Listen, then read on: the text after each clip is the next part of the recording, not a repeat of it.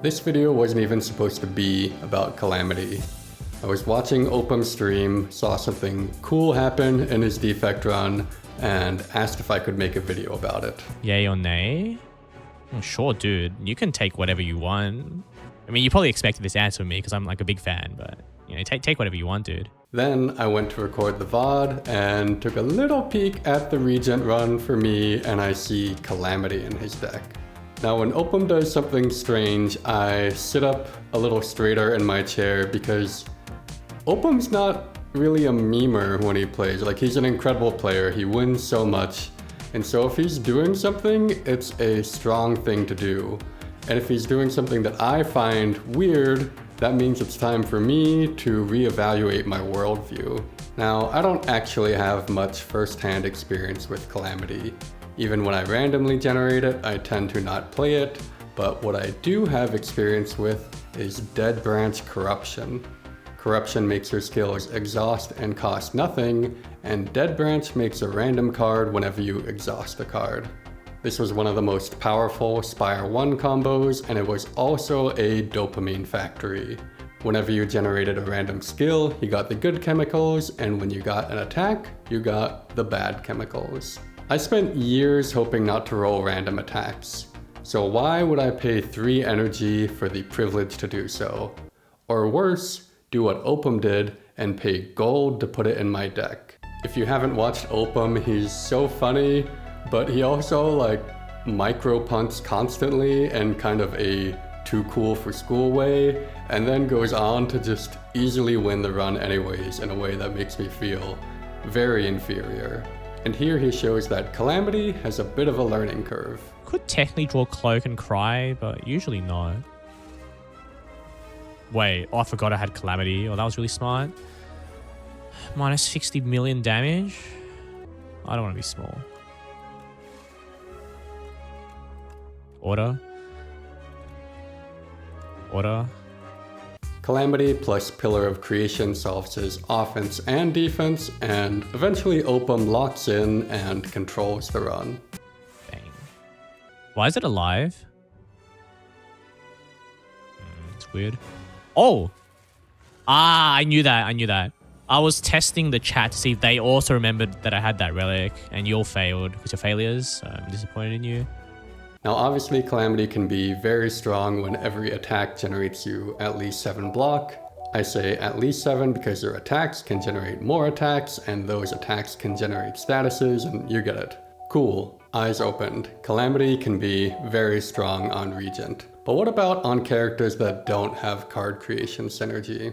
I wanted to see for myself, but because I have a job and a kid, I cheated a little bit. I'll start a run normally, and when I get to the Act 2 shop, I'll buy it for the cost of the colorless rare. Obviously, this skews things a little bit because I play Act 1 knowing I'm gonna get it in Act 2, but I just wanted to know, is this card playable without Pillar of Creation, or is it a 3 energy curse? Up first, Ironclad. I got a pretty defensive deck going into Waterfall Giant with Unmovable, Colossus, and a Spiral Defend.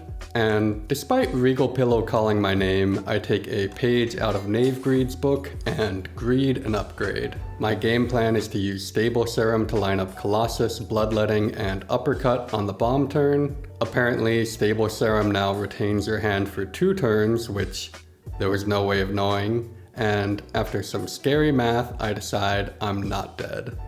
Thank you, Knave Greed. I get feed, 4 good upgrades, and get to a shop, and I guess the negative gold command doesn't work, so I just buy the axe anyways and then remove it from my deck. My first Calamity turn is immediately incredible, but unfortunately I have to block and stall for feed. This turns into a theme, as generally Calamity isn't great at stalling fights the way feed demands. Against the worm, I bottom deck Calamity, and I basically only play it instead of Unmovable so that I can make this video. And good thing I do, because Calamity drops the worm from 200 to 0 in a single turn.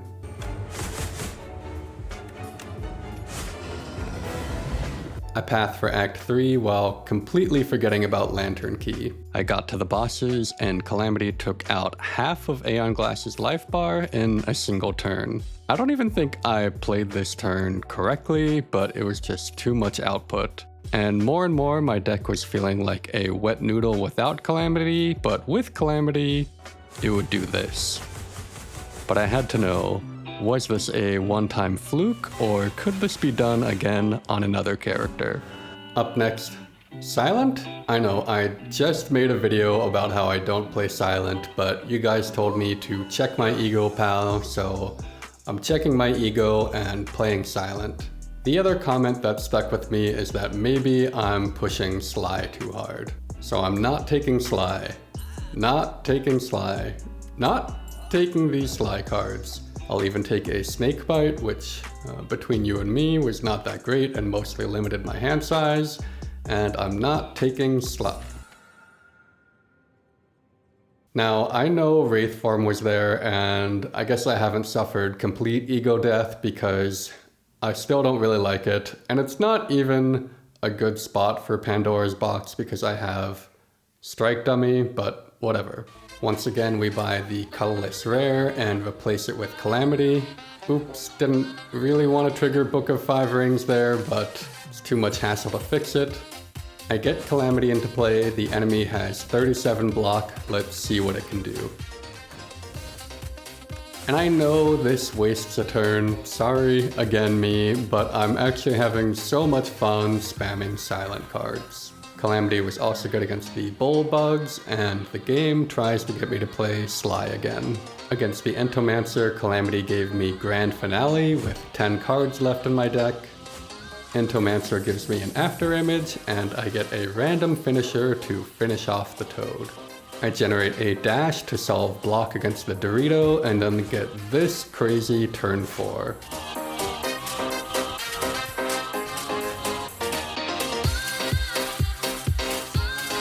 So far, so good for Calamity. Then we wreck the crabs, and for some reason this character can just do double poison damage or double attack damage. Scarf is immediately busted, giving 2 energy with no downside, and even the new me can't say no to this card. Fast forward to the end of the act, and the Calamity Afterimage engine continues to wreck the Spire. A little concerned going into the bosses with lots of card spam and no dexterity, but it does help when all of your attacks do triple damage without you even having to turn purple. Then it's turn 5, Aeon Glass is functionally on 300 health, and let's see how it goes. I've seen new players undervalue cards like Corruption and Biased Cog that theoretically make your deck worse eventually, and I was guilty of the same here. Who cares if your deck floods with attacks as long as the enemy's life bar floods first?